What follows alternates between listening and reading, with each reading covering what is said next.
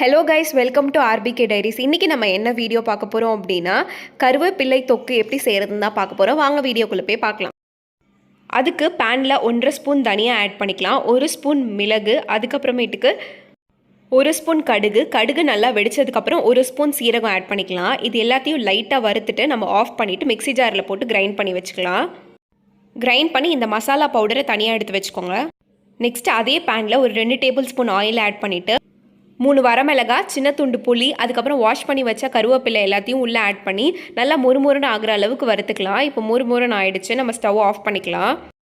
ஆறுனதுக்கப்புறம் இது மூணுத்தையும் சேர்த்து லைட்டாக தண்ணி ஊற்றி அரைச்சி அதையும் தனியாக எடுத்து வச்சுக்கலாம். இந்த கருவேப்பிலையை அரைக்கிறப்போ நான் தண்ணி சேர்த்து தான் அரைச்சிருக்கேன், ஏன்னா நான் 2 நாள் தான் யூஸ் பண்ண போகிறேன் இந்த தொக்கு, அதனால் நான் தண்ணி ஆட் பண்ணியிருக்கேன். சப்போஸ் இந்த தொக்கை 1 மந்த்லாம் நீங்கள் ஸ்டோர் பண்ணுறீங்க அப்படின்னா அரைக்கும் போது மிக்ஸி ஜாரில் ஆயில் ஆட் பண்ணி அரைச்சிக்கோங்க. நான் எப்பயுமே ஃப்ரெஷ்ஷாக ப்ரிப்பேர் பண்ணுறது தான் ப்ரிஃபர் பண்ணுவேன். ஸோ உங்களுக்கு எது கம்ஃபர்டபுளோ அது மாதிரி நீங்கள் யூஸ் பண்ணிக்கலாம். இதை கிரைண்ட் பண்ணி கருவேப்பிலை பேஸ்ட்டை தனியாக எடுத்து வச்சுக்கோங்க. நெக்ஸ்ட்டு அதே பேனில் இன்னொரு 2 டேபிள் ஸ்பூன் நம்ம ஆயில் ஆட் பண்ணிக்கலாம். அதுக்கப்புறமேட்டுக்கு நான் 1 ஸ்பூன் உளுந்து ஆட் பண்ணிக்கிறேன்.